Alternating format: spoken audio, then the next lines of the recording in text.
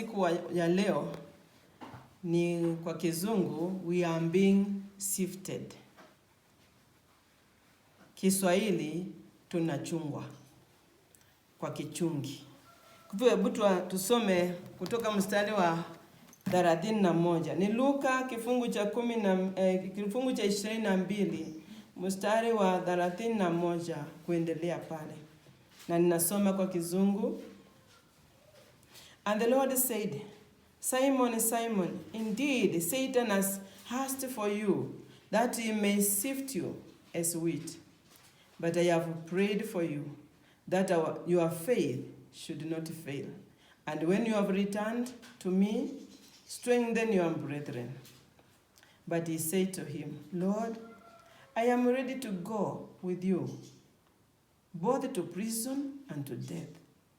Then he said, I tell you, Peter, the rooster shall not crow this day before you will deny 3 times that you know me. That verse 35. And he said to them, when I sent you without money bag, knapsack, and sandals, did you lack anything? So they said nothing. Then he said to them, but now he who has a money bag, let him take it, and likewise knapsack. And he who has no sword, let him sell his garment and buy one. For I say to you that this which is written must still be accomplished in me. And he was numbered with the transgressors. For the things concerning me have an end. Amen. Bwana Yesu Kristo anamzungumzia Simoni. Anamwambia, Simoni, Simoni, Satan ameuliza aweze kukuchunga. To be sifted ama to sift ni kuchunga. Vile unaweza chukua unga ya ngano. Anasema uchungwe kama unga ya ngano. Uchunge kama ngano, tunatumainia ni unga. Uchukue unga uweke kwa kichungi na uchunge. Hiyo ndio sifting. Kuchunga. Akichunga namna hiyo, atatua yale yanayoweza kutumika. Akichunga kama ilikuwa imechanganyika na chafu, na imechanganyika na zingine kubwa na zingine ndogo, imechanganyika na uchafu wa maganda yake, imechanganyika na vitu twingine tuko pale ndani tuusi ama tutarangi yote ingine. Akichunga namna hiyo, zile hazifai zinambaki kwa kichungi. Kweli? Zile zinafaa zinaenda chini kwenye ile bakuli anachungia ama ile ndoo anachungia. Tuko pamoja? Kwa hivyo hili neno Bwana Yesu akatumia akisema Simoni, Simoni, na anamuita mara ngapi? 2. Mtu anakuona hapa tu na anakuita mara 2. Inamaanisha nini? Inamaanisha ya kwamba ni jambo anasisitiza. Na akisisitiza namna hiyo, anataka wewe uisikie isiponyoke kwenye masikio yako. Ni ya muhimu kwako. Haleluya. Na anasema, Simoni, Simoni, Satan ameitisha wewe ama ameitisha nyinyi haweze kuwachunga kwa kichungi kama ngano. Na Bwana Yesu akasema, na mimi nimewaombea imani yenu isifanye nini? Imani yenu isikose. Ama imani yenu isiishe. Bwana Yesu asifiwe sana. Bwana Yesu anatuombea. Hata sasa kukume kwa Mungu Baba. Anafanya nini? Anatuombea. Imani yetu isifanye nini? Isiishe. Haleluya. Lakini anasema Simoni na wafuasi wake wanawekwa kwa kichungi. Wachungwe hivi kama unga ya ngano, ndio wale wazuri kati yao wataenda chini. wataingia kwenye hiyo mashimo ya kichungi na wataenda chini. Wale ambao hawafai watapepea kwenye kichungi, halafu watakuwa ni wakutupa, halafu watakuwa hawajulikani njia yao, halafu watakuwa ni hao hawawezi kujulikana waende njia gani. Mmoja kati ya hao alikuwa ni Judas Iscariot, ambao wametembea nao wakitumwa wakafanye kuhubiri na kuponya wagonjwa. Alitumwa na wao na akaponya wagonjwa na akakuwa na wao kila wakati, lakini alikuwa hafai. Kwa ajili ya nini? Walisema alipenda pesa sana. Ndio sababu hata alipoenda kwa high priest, kwa yule mkubwa wa hekalu, wakampatia nini? 30 pieces of silver. Wakamwambia tupatie Yesu, alafu tumweke kwa msalaba. Anapenda pesa sana mpaka amekuwa wakubeba hiyo mfuko ya pesa. Yesu akaona, wewe hicho unapenda, na chukua. Unajua Bwana Yesu anaweza kukupatia chochote unachopenda. Lakini unachopenda kikiwa ni kibaya, kama ni pombe, inaenda kuharibu mwili yako, inaharibu your lungs, alafu unakuwa ama liver, alafu unakuwa ni kuisha namna hiyo. Chochote unachopenda anaweza kusema, okay, chukua.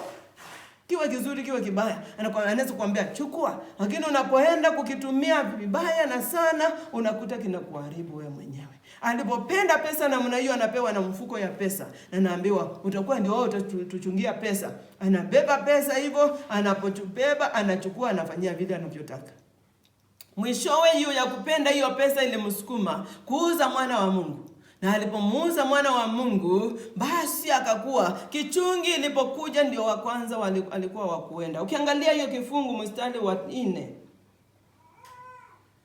na wa 5. Zito wa 4 na wa 5. Hicho kifungu ukiangalia hapo nyuma unaona shetani ni watatu. Then Satan handed to Judas, surnamed Iscariot, who was numbered among the 12. So he went his way and conferred with the chief priest and the captain how he might betray him to them.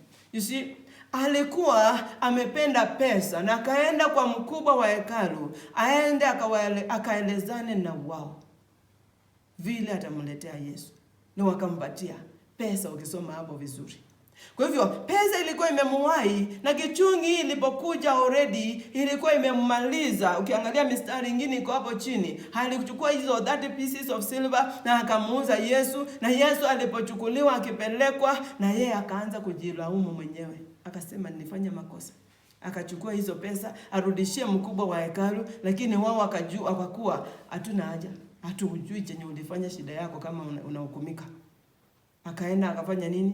Akajiua. Huyo kichungi imeingia already, na kichungi imemnasa juu, na ana njia, hakuna mahali anaenda. Mahali kanisa imeingia sasa ni mahali wa Kristo tumeingia kwenye hii mambo ya hii plague zinakuja. Tuwezi kusema hii ni moja. Katika Mathayo, tuliposoma Mathayo 24 na mstari ule wa 7 na ule wa 8, ilikuwa inatuambia ya kwamba kutakuwa na janga la njaa, kutakuwa na pestilences, kutakuwa na mambo mingi kama hayo. Na mstari wa 8 wakasema nini? Na haya ndio mwanzo wa nini? Wa dhiki na sorrows. Ndio mwanzo wa dhiki. Kama hii coronavirus ndio mwanzo wa dhiki, kanisa na watu wa Mungu na watu wote, tuseme watu wa Mungu peke yao, na watu wote tumewekwa wapi? Kwa kichungi. Kumbuka tulisoma juu ya mene tekeli, tukiwa tumewekwa kwa nini? Kwa balance. Leo anatuambia tumewekwa wapi? Kwa kichungi, na ni kuchungwa. Yule mzuri na atakalia kwenye hii wakati wa pandemic, atakalia wakati wa plague, na aweze kusurvive na apite akiwa hana mawa, hana spot. Huyo anaingia kanisani. Unakumbuka tunaingia kanisani by Sunday. Anaingia kanisani, wala wanaweza. Unaingia kanisani na utakuwa unatumiwa na Mungu kule kanisani. Na Mungu anakuchukua, anakutumia kwa njia ya hali ya juu, because anasema nyumba hii ya mwisho ndio itakuwa na utukufu zaidi kuliko nyumba ile ilikuwa ya kwanza. Nyumba ile ilikuwa ya kwanza ni gani? Ya Israeli kwenye Agano la Kale. Kwa pamoja. Na anasema nyumba hii ya mwisho ambao ni New Testament Church, ambao ni kina wewe na mimi, tutakuwa na utukufu mkubwa kuliko hiyo nyumba ya kale ambao ni nyumba ya Agano ya Kale. Hii ya mwisho ni sisi na wewe, na ataweza kuleta utukufu mwingi zaidi kabla kanisa ijatoka kwa hii dunia. Haleluya. Na ni sisi tujiangalie. Kama tumewekwa kwa kichungi, wewe utateremka chini kama kile kitu cha dhamana kinahitajika kuhifadhiwa, ama utakuwa hapa juu kama chafu. Kama ile inaitwa nini Kiswahili chafu? Kama hiyo magungu, whatever, inaachwa hapa juu. Kama kitu hakipendeki, because ukichunga na kichungi ile unga yako, ile nzuri ndio inaenda chini. Hiyo ni ya maana. Hiyo utatumia vizuri. Hiyo hata ukianza kupika naye, itafanyika ikuwe light. Alafu ukikoroga keki yako, inafura vizuri na inakuwa nzuri. Wanaweza asifiwe sana. Lakini kile kinaachwa hapa juu, normally kinafanywa nini? Kinatupwa kwa magamba. Kinatupwa kwa dustbin. Kwa hivyo mtu kama Judasi alipepea hapa juu na mwisho wake alitupwa wapi? Hayuko onekani tena. Sisi wenyewe kama Wakristo tukiwa tunaingia kwenye kichungi, ni sisi tujiangalie. Ukuwe unanyosha maisha yako vizuri, itoshe kwa ile mashimo ya kichungi. Ukuwe unaweza enda chini. Unanyosha namna gani? Kuangalia tabia zako zinaambatana na hii neno. Kuangalia na maneno yako yanaambatana na hii neno. Kuangalia na njia unajipeleka inaambatana na hii neno. Kuangalia na vile wewe unainuka, unachukulia Mungu na namna gani, unaabudu namna gani, watu unarelate na wao namna gani. Hiyo yote itakufanya ukinyoosha ikuwe nyofu vizuri, itaingia chini ya kichungi. Alafu ukiingia chini ya kichungi, tunaporudi kanisani ama tunaporudi kuendelea, because corona itaisha na tutakupata na mengine. Haleluya. Tunaporudi utakuta Mungu anaweza chukua wewe, umeenda chini ni wa dhamana. Umeenda chini unaweza tumika tena. Umeenda chini unaweza kuinuka. Unaenda chini unaweza kuongoza ibada. Umeenda chini unaweza kufundisha watu. Umeenda chini unaweza kuongoza maombezi. Unaenda chini unaweza kuwin soul. Atakuchukua, anaweza kukutumia tena kwa njia iliyo ya hali ya juu kuliko vile tulikuwa hapo awali. Haleluya. Shetani ameitisha aweze kukushaga. Shetani ameitisha. Umeona ukiangalia katika kitabu ya Job. Katika kitabu ya Job kifungu cha kwanza hivi, tuseme ya kwanza, na ni katika sehemu kadha. Kifungu cha kwanza hivi, anasema shetani alikuja, wana wa Mungu wakijitokeza mbele za Mungu. Naye shetani akafanya nini? Akapita pale ndani. Na alipokuja pale ndani ni kuonyesha nini? Kuna mambo tunapokusanya kwenye kanisa ya Mungu, tunapokusanyika kama wana wa Mungu, kuna mambo ya kiroho huwa yanaendelea hapo katikati yetu hatuyaoni.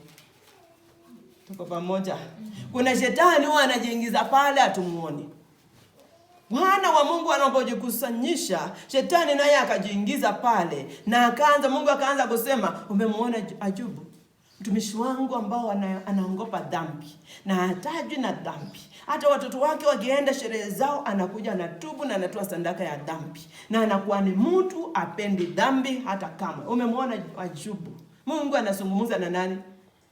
Na shetani. Na sisi hatusikia hao mazungumzo. Wala Ayubu ako yasikia. Mtoto wake Ayubu ako yasikia. Lakini yalikuwa ni mazungumzo ya katika upeo wa nini? Wa kiroho. Ambao upeo wa sisi hatujui. Sisi tunatembea kwa imani ambao wa upeo iko. Kwa pamoja. Na anazungumza anasema, na shetani akamuuliza, anakuogopa bure? Si ni vile umemwekea nini? Ukuta. Umemwekea huo wa ukuta wako, hakuna yeyote wetu wakiwangiza tunaweza kuingiza kidole pale ndani. Ukiondoa hiyo ukuta, utaona vile atakutukana, utaona vile atakukana, utaona vile atangeuka. Na hivyo ndio shetani anauliza. Hapa Yesu akawaambia, shetani ameuliza aweze kupewa nyinyi washage. Aweze kupewa nyinyi wachunge hivi kama mbegu. Nao alikuwa anawaambia wafuasi wa Yesu wote, awachunge na wakaanza kuchungwa. Wa kwanza kuenda anakuwa ni nani? Judas. Wa pili kuenda na wale wengine, unaanza kuangalia wakiondoka. Wote wanachungwa pale ndani. Na kama shetani ameitisha, tuseme kama hii corona kama imetengenezwa kwenye laboratory ama imetoka pale popote pale. Lakini ndio kitu chochote kibaya sio cha Mungu. Mungu hahusiki na kutengenezea watu kitu kitawadhuru, bali anaweza kufunga akitaka. Lakini hii amefanya nini? Ameruhusu. Haleluya. hii ameweza kuiruhusu, na alipoiruhusu inakuja kwetu, na ikikuja kwetu ni sisi tujue vile tutajikinga, ni sisi tujue vile tutaambatana na Mungu. Ukikalia kwa Mungu vizuri, haya mambo mabaya kukupata inakuwa ngumu sana. Naweza asifiwe sana. Na ndio hiyo tunasema, kama tumewekwa kwenye kichungi tuchungwe. Ni wewe ukalie kwenye uzuri wa Mungu. Ni wewe ukalie kwenye kufuata njia za Mungu. Ni si mimi na wewe tukalie tukijua tuko kwa kichungi. Tutarudi kanisani tukiwa sawa, ama tunarudi kanisani tukiwa fungu. Na hata kama tuko fungu, unaonea hapa, shetani ameitisha aweze kukushaga. Na nimeeleza kuna mambo ya shetani anaongeanga na Mungu hatujajui, hatuyasikii. Tuko pamoja? Na ni sisi tujichunge. Ukuwe na hakuna kitu akienda kuongea na Mungu. Unajua chenye anaenda kuongea na Mungu anaongea namna gani? Anasema huyo mtu unataka kumtumia. Huyo dada unaona anakuja kanisani ameokoka na amekuwa kanisani miaka hiyo yote, na unataka kumtumia kuwini ile soul, ama kufanya hii kazi yako mzuri, ama kufanya ile. Hata ukimpatia hiyo kazi yako haitaiweza, because akona 1 2 3. Na hata kama ana dhambi hata moja, ukimletea matatizo. Unajua hii kichungi ni matatizo. Ukimletea, unajua hii kichungi ni nini? Ni trials and test. Ukimletea tu mtihani kidogo, hatapita hiyo mtihani, atakuangusha. Kwa hivyo ukimpatia hii cheo ya juu, akufanyia hiyo kazi ya hali ya juu, hakuna njia ataisimamia hiyo kazi, atakuangusha tu. Na shetani anaenda mbele za Mungu kila wakati akitaka kutuangusha namna hiyo kila wakati.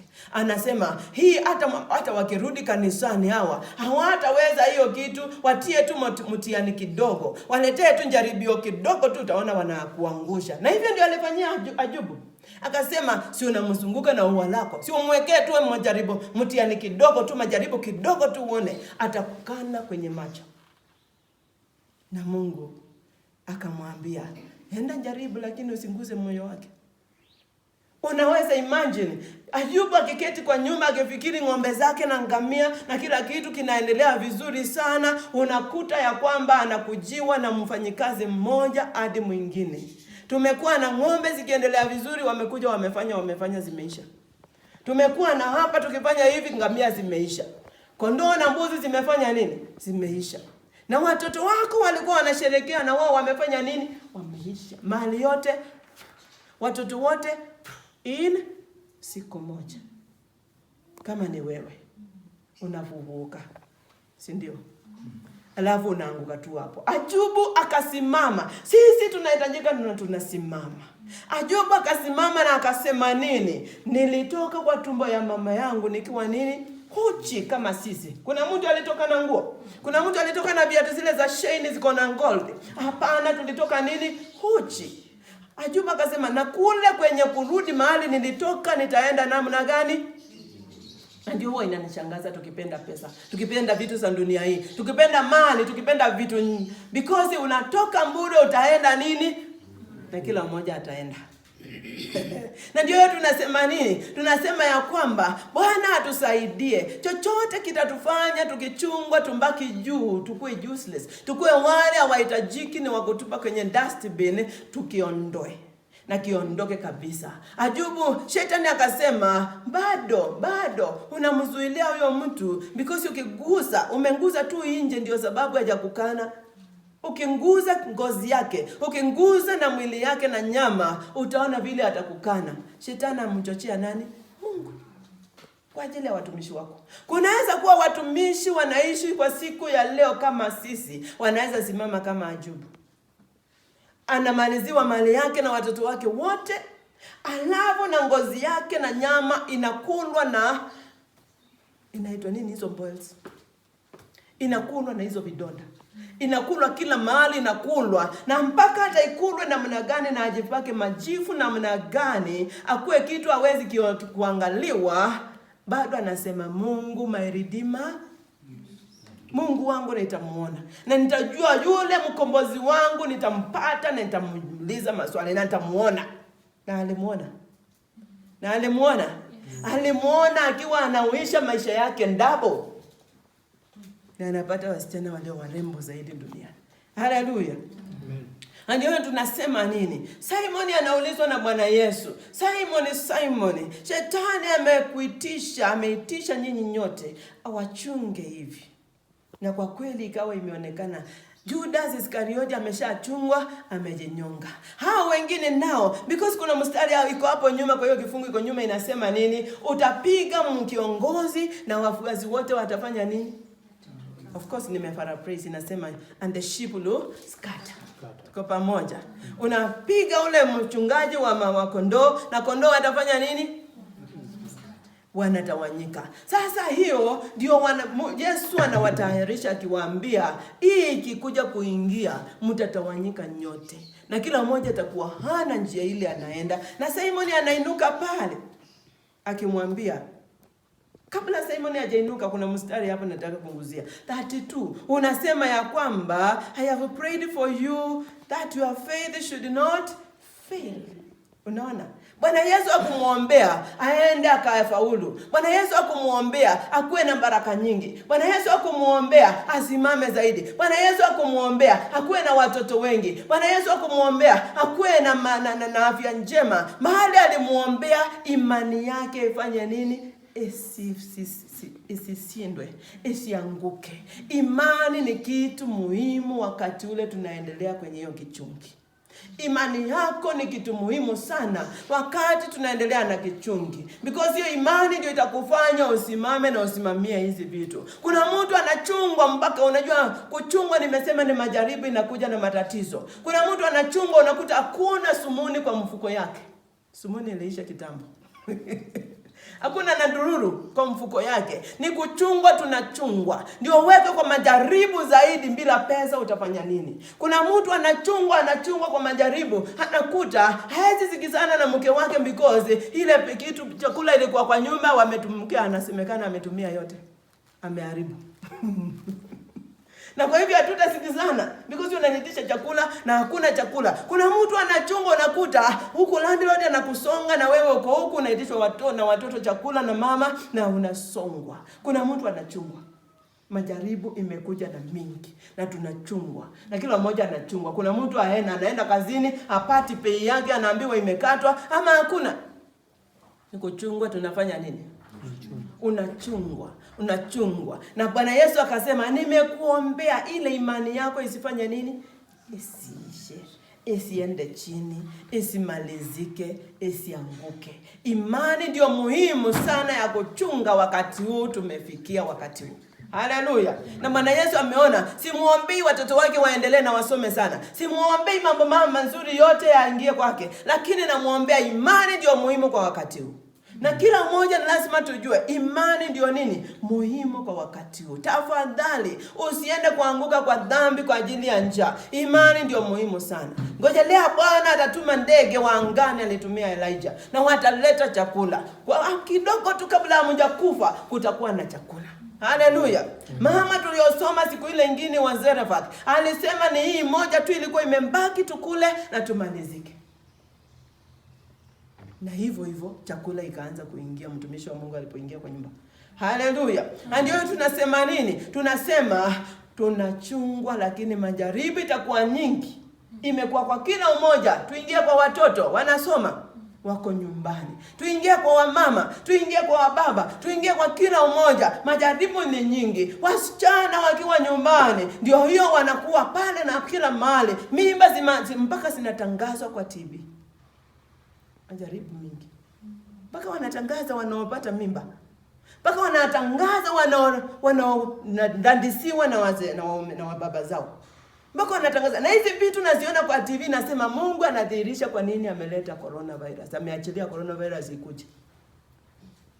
Anadhihirisha ni kwa nini tunapitia magumu. Because unaona baba amedadisi msichana wake.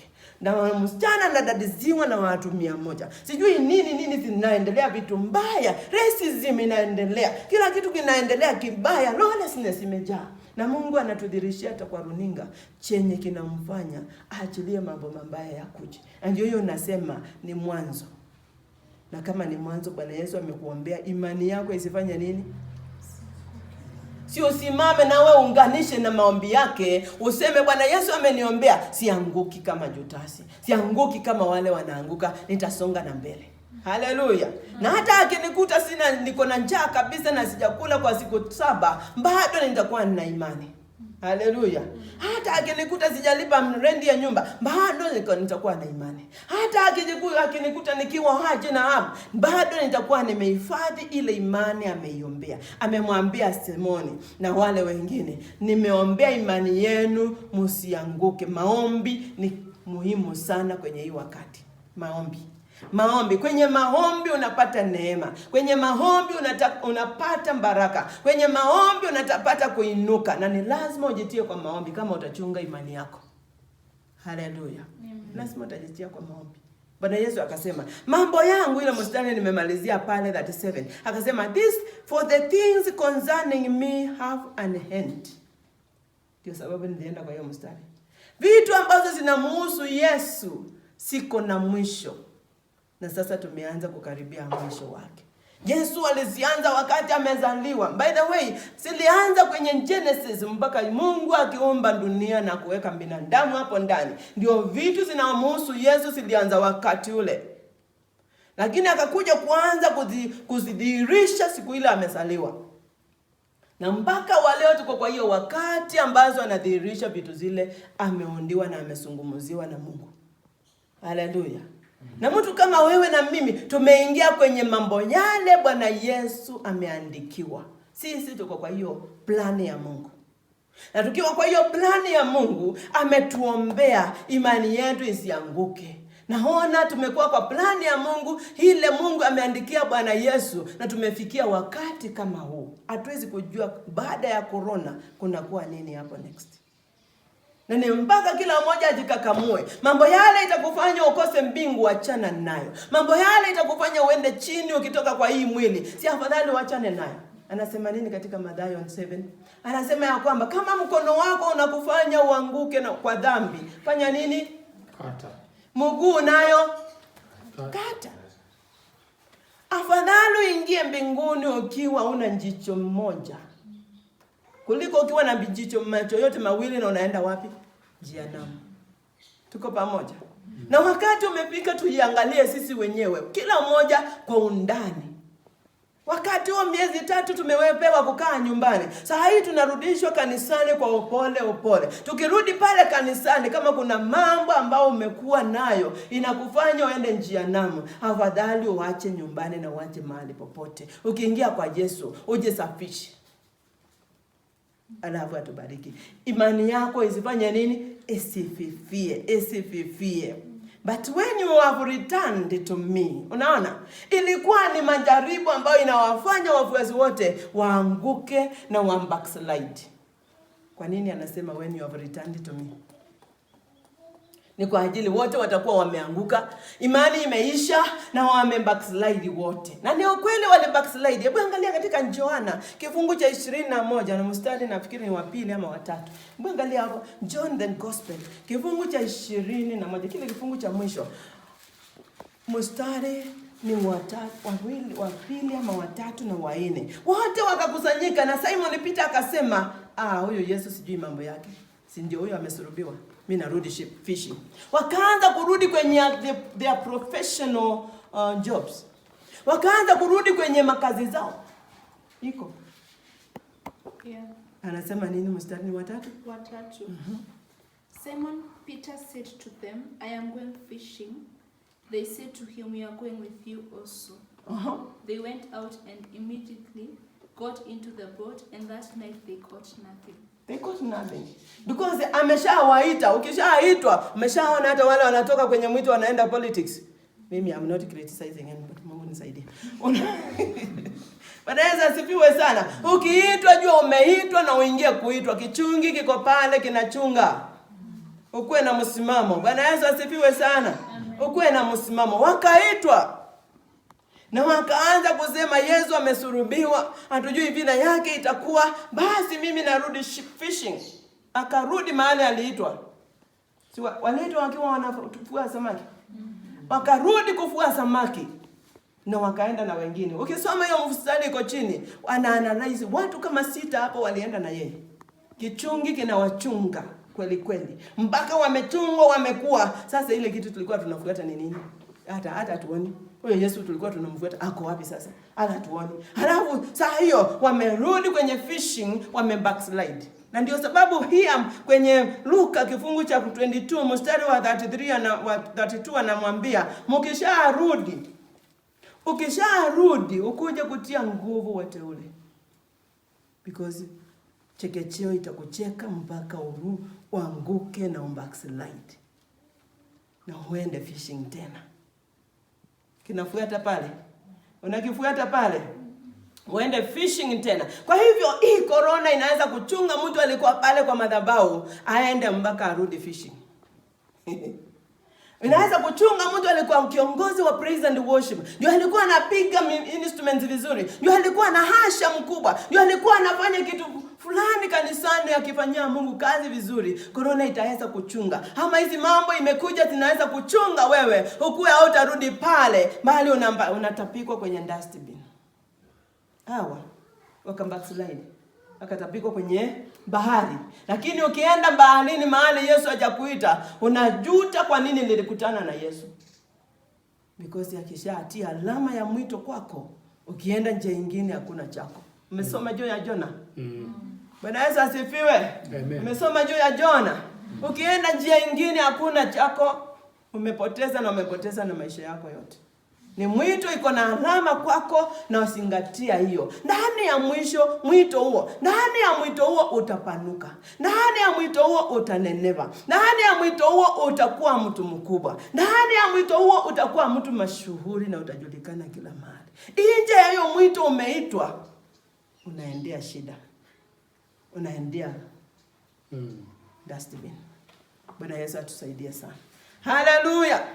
Na ndio hiyo tunasema nini? Tunasema Bwana Yesu akamwambia, mkirudi kuja uweze kutia nguvu wateule wale wengine muendelee. Ili mbidi Yesu aende awapelekee breakfast. Hapo kando ya hiyo bahari walikuwa wanavua. Because wanavua usiku mzima, hawapati chochote, na walipotokea asubuhi wanakuta Bwana Yesu akawahurumia. Sema wacha niende niwarudishe tu. Ukisoma hiyo kifungu cha 21. Wacha niende niwarudishe tu. Akaenda kule akatengeneza samaki yake ya kimbinguni pale. Wakashare na Yesu chakula ya mbinguni pale. Akatengeneza samaki nyingi. Yesu alivuka samaki saa ngapi? Unajua ndiye ni Mungu. Bwana Yesu asifiwe sana. Akatengeneza samaki na moto wa makaa ikawa pale kando ya bahari. Na walipokuwa wanatoka wakiwa tupu, wameumia usiku mzima na baridi na nini, akawauliza, watoto mko na kitu? Wakasema hatuna kitu. Akawaambia kujeni. Wakachukua hii yake na wakakula na yeye breakfast at the seashore. Na akawarudisha akiuliza Simon Peter, unanipenda kuliko hizi samaki umerudi kufanya? Tuko pamoja? Bwana Yesu asifiwe sana. Na ni sisi tujiangalie tuseme, kama majaribu inakuja kama vile hii corona imekuja, tumekaa kwa manyumba na tumejifunga na mambo, tumejifunga na vitambaa chini, tumekaa na tumeosha mikono na bado tunasisitiwa tuoshe mikono, na majaribu mengi zaidi, na wengine hawapati chakula, wengine kazi zimeisha, wengine biashara zao zimeenda chini, wengine watu wao wameondoka na hawajui hata vile wamezikwa.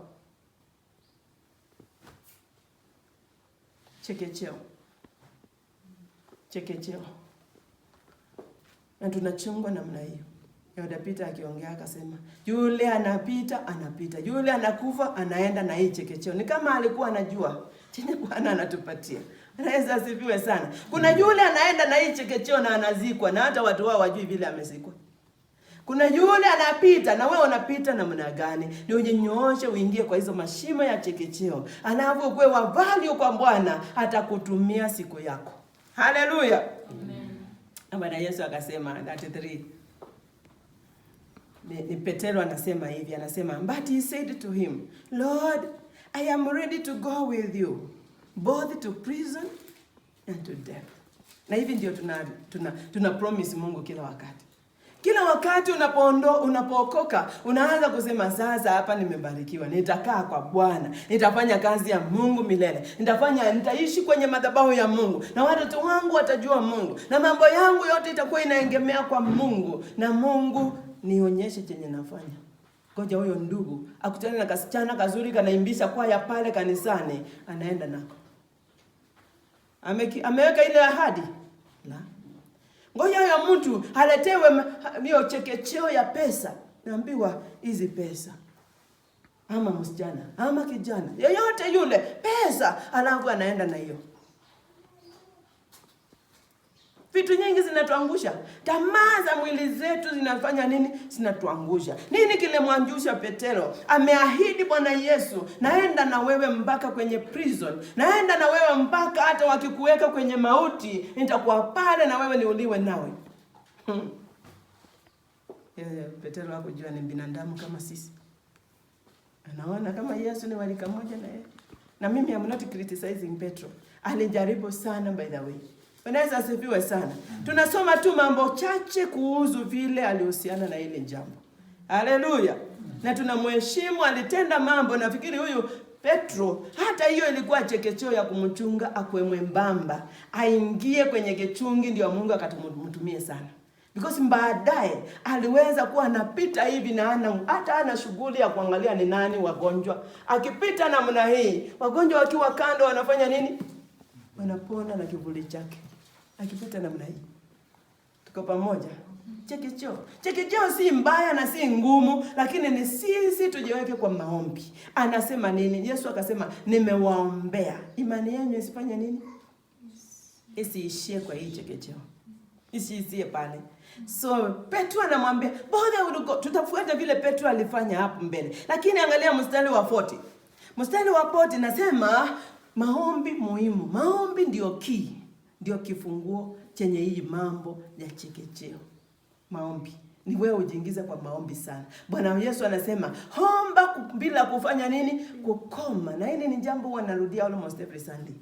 Omba bila kukoma, ni wewe ujiweke kwa maombi zaidi. Na maombi zaidi. Na ukiona kama omba sana, uombe zaidi. Na ukiona kama umezidisha, uombe zaidi. Haleluya. Amen. Kama kazi yako ni ya kukufanya uchoke sana, afadhali uamke mapema sana kama Yesu. Yeye alikuwa anaenda mapema sana kwenye msitu na anaomba kabla ya kuja pepasuka. Alafu anakuwa siku hiyo ameshaomba. Afadhali. Maombi muhimu sana. Anasema nini? Anasema when he came to the place. Now kuna mambo mengi tumemfuka pale. Utafuata ukisoma mwenyewe. Bwana Yesu asifiwe. Anasema when he came to the place. Wacha tuanze 39. Coming out, he went to the Mount of Olives, as he was accustomed, and his disciples also followed him. When he came to the place, he said to them, pray that you may not enter into temptation. Na hivi nasisitizia muhimu wa maombi. Because hapo wale amewaambia kuna chekecheo, kuna majaribu, kuna testing, kuna mambo mangumu yako mbele yenu, mtatawanyishwa. Lakini hapa anawaambia dawa ni nini? Ombeni ndio hiyo majaribu isiwashushe chini, isamalize imani yenu. Na yeye akawaambia, mimi already nimewaombea, na nyinyi fanyeni nini? Omba. Kwa wakati kama huu wa plagues, wakati kama huu hatujui kesho itakuwa namna gani. Kila mmoja akiongea anasema tuanze kuingia in our new norm, kama new normal life. Wanasema tuingie kwenye maisha ya kawaida ya upya. Maisha ya kawaida ya upya hatujui itakuwa namna gani. Already tumeona corona imeadhibu, imeshusha mauchumi ya nations, si ndio? Imefanya watu wengi wakafutwa kazi, si ndio? Imefanya na kazi na biashara za watu zile ndogo ndogo zimeenda nini? Chini, mpaka mtu anaenda kuanzisha upya. Imefanya mambo mingi, imefanya landlord wateremshe bei ya nyumba zao. Imefanya mambo mingi corona. Hatuwezi kujua hii upya wa maisha utakuwa namna gani. Ndio hiyo anasema, omba usiingie kwa majaribu. Because kama hii ni mwanzo, kama Mathayo ni kweli vile tunasoma Mathayo 24:7 na 8, ni kweli ni mwanzo wa majuto na mambo makali. Basi hapo mbele tutakuwa namna gani? Na ndio maana Yesu anauliza kwenye mstari mwingine, ninaporudi duniani nitakuta imani. Umesikia ametuambia imani yetu isififie. Na anasema, nitakaporudi duniani siku ile narudi ya mara ya pili, nitakuta mtu ako na imani. Na ndio hiyo ananiambia nikwambie siku ya leo, na ananiambia mimi mwenyewe, tuombe sana imani yetu ifanye nini? Isimame. Kukuje mvua, kukuje baridi, kukuje nini, imani yetu ifanye nini? Isimame. Iendelee. Hiyo ndio muhimu sana. Chakula namba 2. Chochote kile kingine namba 2. Imani muhimu, because pale tunaelekea kama una hiyo imani ndani ya Yesu, basi kuna namba. Biblia inasema kuna namba ya shetani itawekwa. Na ikiwekwa sasa, hiyo kwako ni kule Jehanamu alikuwa anatuambia tusiende. Tuko pamoja.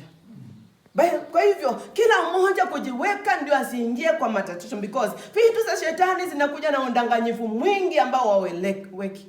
Nikisoma hii kifungu nimeona mahali, hii kifungu na hicho kiko nyuma yake, nikaona mahali walisema wanamnasa Yesu, wamushike, wampeleke, wamuue kwa udanganyifu, trickery. Wanamchukua kwa trickery, kwa udanganyifu. Nikaona shetani huwa anafanya kazi kwa nini? Kwa udanganyifu. Hakuna siku atakwambia hii kikombe ni ya dhahabu na kunywa hii kikombe utakuwa baraka nyingi, hakuna. Usikubali, because ni uongo, ni udanganyifu. Tuko pamoja? Na ndio hiyo tunaambiwa omba sana, because kitu kimeletwa kwa udanganyifu. Mnasemanga kuna fake notes, mnasemanga kuna fake vitu fake zinatoka sijui wapi. Sitaki kuganamisha mainji za watu. Kuna vitu fake, hiki ni fake na hiki ni kizuri. Lakini kuna mtu ajui kuangalia hiki ni fake ama hiki ni kizuri. Tuko pamoja? Na akiwa ajui kuangalia hii noti ni fake, atarudishiwa noti za mingi ikiwa fake, na yote akipeleka pengine itakuwa ni makaratasi. Yeye anaenda hasara. Tuko pamoja? Tusipoomba na imani yetu isimame na iendelee, utakuta mwishowe ni sisi tunaenda hasara. Na hasara tutakayoenda, yeyote anaenda hiyo hasara itakuwa ni ya kuangamia milele. Hakuna njia nyingine. Na mimi nakutayarisha mapema, omba usiingie kwa majaribu. Bwana Yesu akawaambia mstari wa 40, pray that you enter not into temptation. Omba mpaka usiingie kwa majaribu. Bwana Yesu anakutayarisha hata siku ya leo. Omba usiingie kwa majaribu. Na wafuasi wake wakawa pale, na alipofika pale akasonga mbele mahali ambao unaweza tupa mawe hivi, ndio alienda. Sijui kama walisikia vile alikuwa naomba. Wao wakambaki kama hapa. Na yeye akainama chini akaomba hayo maneno yako katika 42. Akasema, Father, if it is your will, take this cup away from me. Nevertheless, not my will, but your will, yours be done. Bado yeye atakiwa kwa hiyo chekecheo. Unajua hata Yesu ako kwa chekecheo pia. Because mambo yale anaenda ni makali sana mpaka kifo. Tuko pamoja? Bado akiwa kwa hiyo makali namna hiyo, anaomba Mungu, kama mapenzi yako, hii kifo iondoke kwangu.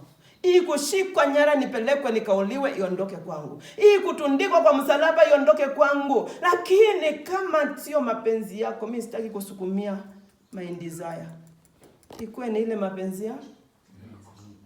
Ikuwe niyo mapenzi yako. Ikuwe niyo mapenzi yako. Ukienda mbele nataka tufuate haraka kidogo. Anasema nini? Alafu malaika wakashuka, wakamtia nguvu. Na haya akawa ameomba namna hiyo mpaka matone ya damu ikawa inatoka ni kama ndio jasho lake.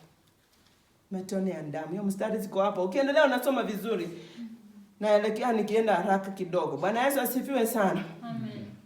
Na alipoinuka pale kurudi kwa wafuasi wake, akaja akakuta Petro na Yohana na James wameshafanya nini? Wako pale chini, wamelala kabisa, wanangorota. Na hiyo ndio tunafanya. Unaamuka asubuhi unaenda kuomba na unalala pale. Na kila wakati nakuta nimelala najidharau sana, na inuka tena. Niombe, afadhali nitimize ile masaa yangu ningeomba. Masaa hiyo nililala. Na wewe utie bidii, because katika kuomba kuna ushindi. Katika kuomba unapata neema mpya. Katika kuomba kuna kuelekezwa vile utaenda na Mungu. Katika kuomba kuna kupata na nguvu mpya. Alitiwa nguvu. na malaika. Katika kuomba kunayo kujua haya mambo nitayakabiliana namna gani. Katika kuomba utapata baraka. Katika kuomba unainuliwa zaidi. Katika kuomba unapewa neema zaidi na Mungu. Katika kuomba unawasiliana na Mungu, anakuelekeza vile utafanya. Maombi ni muhimu kwenye wakati kama huu. Ndio kifunguo. Ndio itakuwa kifunguo ya weke imani yako ndani ya nani? Ya Mungu straight. Alikuta wamelala wote, na wauliza 46. When do you sleep? Rise and pray, lest you enter into temptation. Amuka na muombe, msiingie kwenye majaribu. Because usipoomba utaingia kwenye majaribu. Na kanisa tuko kwa nini? Kwa chekecheo. Kanisa tuko wapi? Kwa chekecheo. Na usipoomba unatupwa. Utaanguka kwa majaribu. Hawa wameanza kuanguka kwa majaribu. Ngoja uangalie uone. And then Yesu alipomaliza kuwazungumzia, akaenda pia akaomba maneno yale tena. Na kurudi kwao akawa saa hiyo Judasi na wale ameuza Yesu kwao wakakuja wakamchukua. Wakaenda naye. Tuko pamoja. Na ukifuatia yule aliyeahidi Yesu mambo mingi, alikuwa ni nani? Petro. Ukifuatia Petro aliahidi Yesu, naenda na wewe. Na tunaweza okoka na tuambie Yesu tunaenda nawe. Na mimi wokovu yangu siachi. Na ukikutwa unatoka kwa chumba ambacho kikongiza hapo na ulikuwa na mwingine utaki kutaja, bado naenda na Yesu. Ukikutwa umechukua na pesa zao na bado naenda na nini? Ni wakati umefika, because amesema katika Waefeso kifungu cha 5. Kuna mstari hapo unasema, nafikiri ni 26, hebu angalia. Mstari unasema ya kwamba ana prepare to present to himself a glorious church with no spot or wrinkle. Are you seeing that verse in 26? Can you read it? Is it 26? Yeah. Can you read it? That he might sanctify and cleanse her with the washing of water by the word, that he might present her to himself a glorious church, not having spot or wrinkle or any such thing, but that she should be holy and without blemish. So umesikia? Hii chekecheo Bwana Yesu wameruhusu, Mungu na Yesu na Roho Mtakatifu wameruhusu chekecheo, so that kanisa itiwe kwenye chekecheo. Ndio sababu kule mbinguni kusiingie yeyote ako na nini? Na spot ya dhambi ama na blemish. Hakuna mtu anakumblame, huyo amenifanyia. Na uko na mume lakini akue hata yeye hawezi kukumblame. Na wewe uko na mke na ukue mke wako hata yeye hawezi kukumblame. Na uko na watoto wakue hawawezi kukumblame kwa chochote. Hawawezi kukulaumu chochote uliwafanyia. Na uko na watu unaishi na wao kila mahali, wakue hawawezi kukulaumu, alinifanyianga hii, alinifanyia hii, alinizuilia hiki. Ni hiyo ndio blemish. Umesikia imeitwa blemish? Ndio hiyo. Hakuna mtu mnahusiana naye, hata yule anauza nduka ukinunua sukari pale hata nini, akulaumu. Hakuna yeyote anatakikana akulaumu. Ndio hiyo. Na ndio hii chekecheo imewekwa achunge wale wako na spot wote wambaki juu. Wale wako na hizo lawama wambaki juu. Na tunapewa muda mrefu kwa hii kichekecheo ndio tuweze kuamua kumake up our minds. Naenda na chekecheo, naenda kwa dustbin ama niende chini nikuwe valuable, nikuwe natuweza tumiwa na Mungu, nikuwe naweza kuitwa mtoto wa Mungu hadharani, nikuwe naweza kuambatana na Yesu, nikuwe naweza kuenda hiyo kanisa Bwana Yesu anajitayarishia a present kwake, to present to himself. Umesikia hiyo mstari? Nikuwe naisoma na shtuka. Yesu amekuja atengeneze kanisa, ai present kwake yeye mwenyewe. Kwa hivyo anatuunda sisi wenyewe, akituchunga kwa hii chekecheo, ndio saa ile anatupresent kwake akitokea kwa mawingu pale. Tukue ni wale hawana spot, hala nini? Blemish. Tukue hatuna blemish. Na hiyo chekecheo imeingia na hii corona. Na yale mengine yatakayokuja sijajui mimi mwenyewe, yeye anayejua. Ndio tunasema kila umoja unajikakamua, unaangalia maisha yako, unaangalia ni haji utatembea, ni haji utanena, ni haji utakaa. Ndio kichungi kikichunga, enda chini. Ukienda chini uko salama, uko imani yako iko sawa, unainuka, unatembea, unaenda na Yesu. Haleluya. Ukiwa utapepea juu ni one dustbin, na dustbin ni wapi? Jehanamu. Bwana Yesu atusaidie sana. Haleluya. Tukichunguza mambo ya Petro, tunaangalia kwenye 54 mstari wa 54. Tuzungume kidogo. Alimfuata kweli, akasema nitafuata wewe mpaka hata kwenye prison, na mpaka hata wapi? Kwenye kifo. Alimfuata kweli? Kweli alimfuata. Hebu tuone 54. Nasoma kwa Kizungu. Having arrested him, they led him and brought him into the high priest's house, but Peter followed from a distance. Anamfuata kweli. Nitaenda na wewe. Alisema ninaenda na wewe ama ninamfuata? Naenda na wewe. Nakumbuka? Naenda na wewe. Lakini huku anamfuata kwa nini? Akipita hii kona na yeye Petro anatokea. Akiingia na hiyo kona nyingine na yeye Petro anafanya nini? Taenda na wewe. Akamfuata kwenye distance. 55. Now when they had kindled a fire in the midst of the courtyard and sat down together, Peter sat among them. Ameenda na yeye. Peter ako pale kama ni mboma yangu, hako pale kwa gate na wale wako kwa gate, na Yesu amerushwa huku ndani, huku anasikia baridi Bwana Yesu, na Peter yeye anaota moto. Kweli wako na yeye? Mmoja anateswa, anasikia baridi, anasikia na kile, anapitinishwa, na yule mwingine ako huku akiota moto. Wako pamoja kweli? Ni kumsindikisha.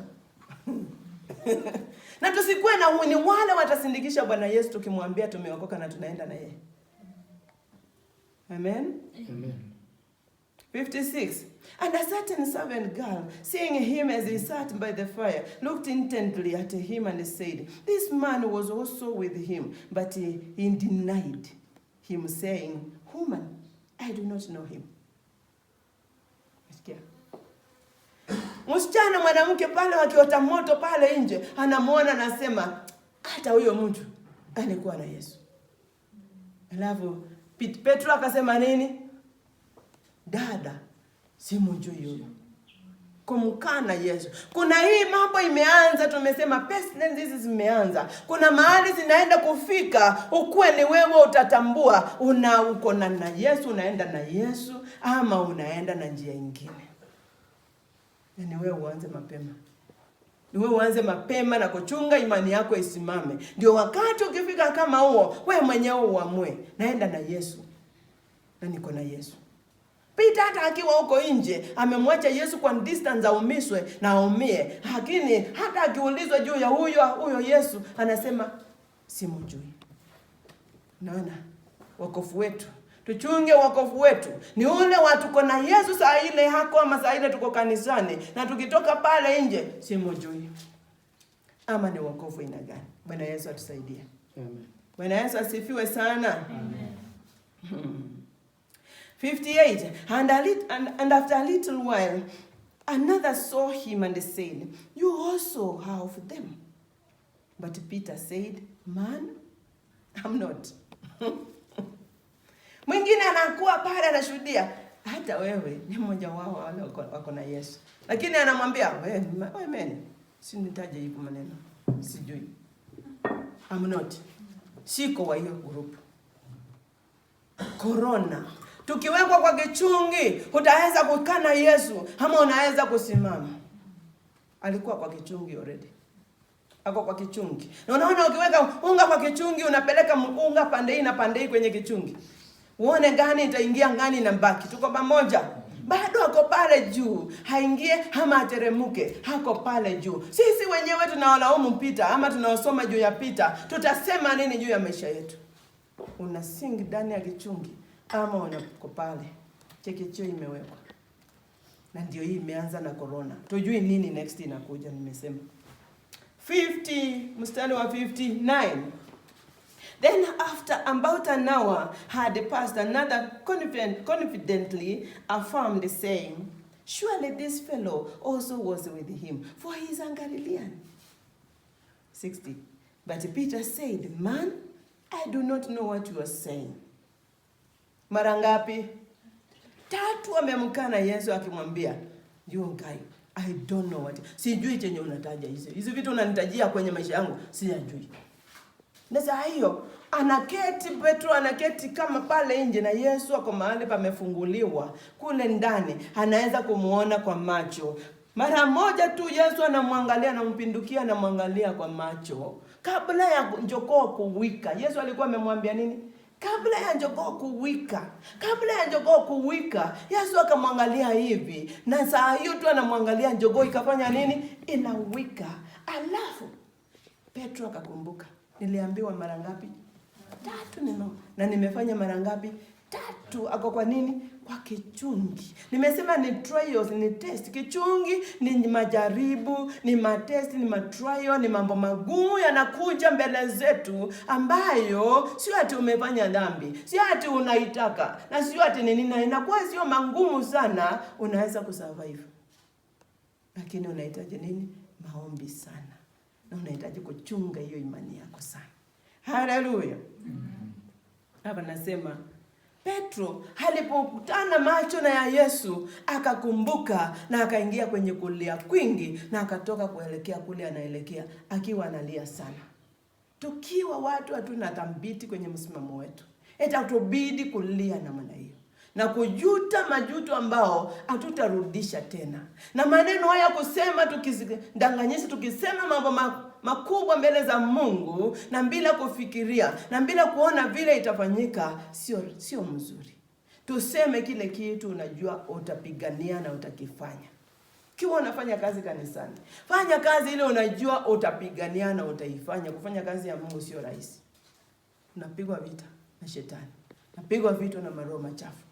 Lakini simama na imani yako, usimamishe, ujue iwe vita gani ama gani, nitasimama. Kama wale wako mbele yangu, ninafuata wafuasi wa Yesu, ninawafuata akina Petro, akina Paul, akina James, na akina wote hao wako mbele, walisurvive na walipita. Nami nitafanya nini? Mtu kama Paul anasema hata kwenye prison akawekwa, anasema hata nangojelea kumwago kama nini? Kama dhabihu. Na bado anasimama.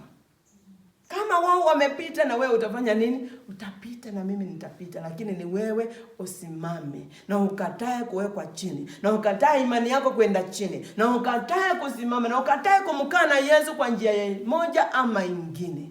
Usimame kwa ajili ya Yesu. Haleluya. Petro ametoka hivyo, ameenda akilia. Sioni kama hiyo inaweza kuwa na inatakikana kuwa mwisho wetu. Tukwe ni wale tutaambatana na Yesu na mwisho wetu kuwe ni wakucheka. Of course hii kukuwa mwisho wa Peter. Nilikueleza vile wali backslide na wakaenda kutega samaki tena. Tuko pamoja. Na Bwana Yesu akaenda huko akawaponyoa, akawarudisha. Unajua Bwana Yesu wetu ni Bwana wa second chance. Na sio second chance peke yake, hata third, hata fourth, hata 50. Hata nyingi. Kila wakati anakungojelea kama mwana mpotevu akingoja kwenye mwana mpotevu akingoja kwenye nyumba yake. Akingoja mwanangu atakuja lini? Mwanangu ataona hizi vitu anafanya sio za maana lini? Atarudi lini? Siku gani atarudi? Na unaporudi anakukumbatia na mikono yote miwili. Anachukua pete ya upendo anakuvalisha. Na viatu za kuvaa ukae kwa ukubwa anakaa. Na nguo anakuvalisha, unatolewa uchafu wote. Na ni sisi tuweze kurudia Bwana Yesu. Kanisa tunafungua siku hiyo ya Sunday ile ingine. Na wale tumeelekeza vile itafunguliwa na tunawatangazia wote. Lakini tunasema nini? Tunaporudi kwa Bwana, hata kama chekecheo ilikupinda na ikakupiga hivi ukaanguka pande ile ingine, rudi tu. Because Bwana Yesu anakungoja kwa mikono yote miwili. Rudi tu, na ukija na unatubu, anakupokea, atakuvalisha na pete lake la upendo, na ataweza kukufunika na mabawa zake ambayo tulisoma ni ya uponyaji. Atakuponya na atakuinua tena. Rudi tu. Anajua sisi ni binadamu na umeanguka kwa ajili ya chekecheo anajua hiko na hii ya corona na kile kingine kimekuja, lakini rudi tu, anakungojelea na mikono yote miwili. Atakusafisha, atakusamehe. Ameahidi. Walipoenda kuvua samaki kule, aliwafuata kule, na walipokuwa wanakuja akawapatia na chakula. Anakurudisha akikubariki. akawapatia na chakula, akawaambia watoto wangu kujeni, mko na chakula, akawapatia breakfast kando ya hiyo bahari, na akawasungumzia vyema, akaadhimisha mtu yule anaitwa Petro, tena akimwambia Petro, unanipenda kuliko hii kazi ya kuvua samaki hizi, na nikuonyesha kazi ya kuvua nafsi. Unanipenda kuliko haya? Petro akasema ndio nakupenda. Unajua Petro alikuwa amemkana mara ngapi? 3.